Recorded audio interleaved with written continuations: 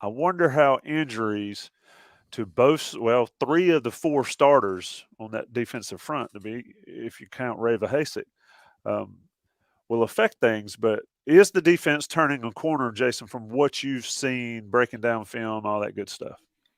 Well, so the problem is I think they kind of turned a corner this last week against Pitt in certain respects, but I'm not sure whether they can sustain the turn given the losses to injury that they just had.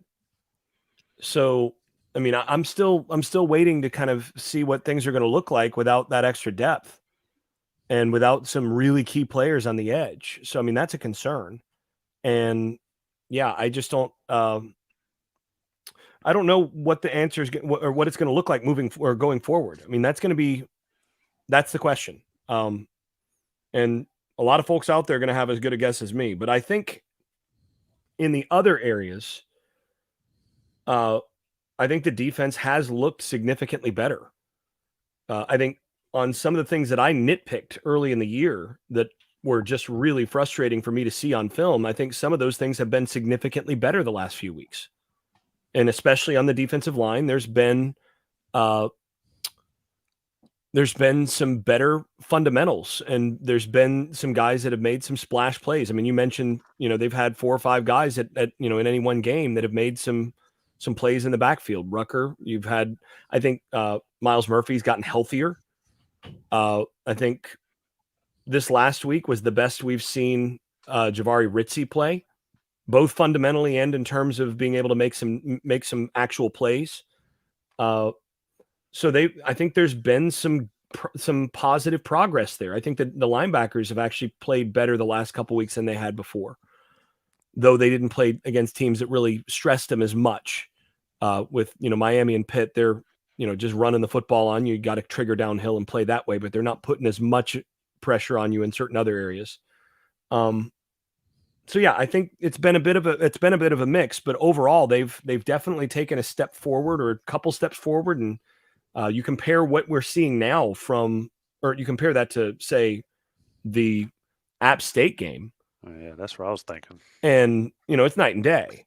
So yeah, I mean, I think that's a pretty significant difference. So again, I think there's been some significant progress. I'm concerned about about how some of those losses are gonna impact things. But the good thing is that, I mean, if there is a good thing here, uh, those losses are at spots where there's some depth. So I mean, that's the good part. Yeah, and Tommy, we need to kind of parse the details a little bit here. Had a lot of conversations on the message board with fans who are just looking at kind of the raw numbers. And you got to be careful when you're trying to decide, okay, is the defense getting better? Well, to Jason's point, yes, the defense is getting better. How much better? And that's where you kind of have to be careful, because you have to really take into account level of competition, special level of the offense that North Carolina's been playing. I think people would probably be surprised to know that when you look at defensive drive efficiency, which is the per possession scoring advantage a unit has against this opponent, the last 3 games, North Carolina has been negative defensively. And people say, well, how can that be? Well, Virginia Tech game, they were great. But Virginia Tech's offense is bad. But even though Carolina held them to 10 points, it wasn't like some miraculous defensive performance. It was good. It wasn't fantastic. But like the Duke game, for example, that was, in terms of efficiency, that was Carolina's 3rd worst defensive performance of the year.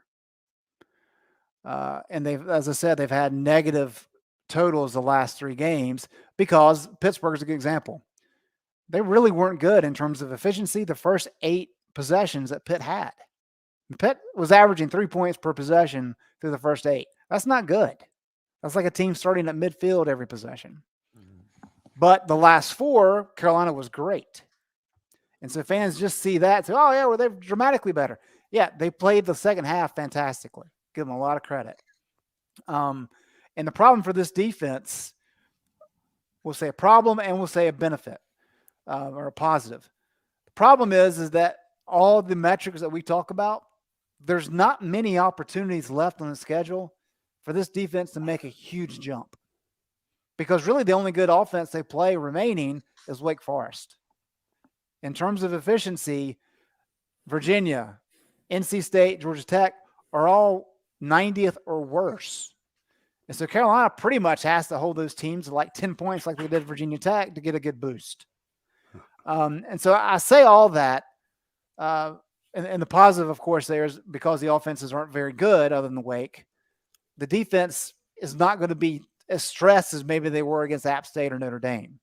That's a good thing because that means that the defense doesn't have to be great. They can just be average and it'll be enough for Drake May. But I say that just so people kind of understand that, yeah, the numbers may look better. That doesn't necessarily mean the defense has gotten dramatically better. A lot of it's about the quality of the opponent that they're playing. And so I think you have to kind of take that in when you're trying to get a full account. Is the defense getting better? Yes, for sure. They've cleaned up a lot of things, but this still is not an elite defense. I mean, in terms of defensive drive efficiency, Carolina currently is 12th in ACC play. So still near the bottom ranks, but those numbers still look a lot better than they did against Notre Dame and App State.